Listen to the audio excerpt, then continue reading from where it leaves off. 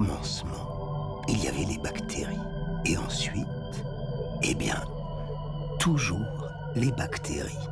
Première forme de vie, apparue il y a 4 milliards et demi d'années. Les bactéries ont habité la Terre, seules, résisté à tous les cataclysmes, évolué, colonisé les milieux les plus divers, les territoires les plus nombreux. Les milieux pourris aussi, évidemment. La vie aurait-elle commencé dans une petite flaque d'eau tiède et croupissante?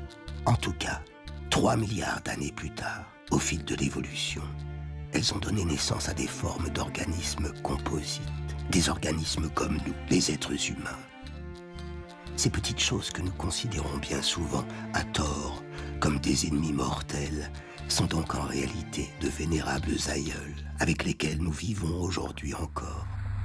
Car l'âge des bactéries est loin d'être fini, innombrables et d'une diversité aussi déconcertante que leur simplicité.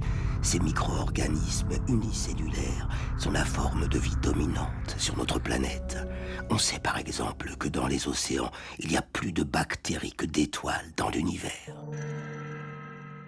Une bactérie, c'est un micro-organisme unicellulaire, une entité avec son propre ADN, des protéines qui font leur travail de chimie, de copie et de transmission, ainsi qu'une membrane contenant le tout. Capables de s'adapter aux conditions les plus extrêmes, certaines d'entre elles vivent à plus de 113 degrés, nichées contre les fumeurs noirs des sources chaudes sous-marines, pendant que d'autres fabriquent un antigel et vivent dans le sol glacé de Sibérie. C'est sans doute pour cela que le règne bactérien se maintiendra éternellement, en tout cas jusqu'à l'explosion du Soleil et la destruction de la Terre. Contrairement à ce que l'on imagine souvent, la simplicité s'accommode mieux à la vie que la complexité. Et c'est ainsi que la bactérie nous remet à notre place.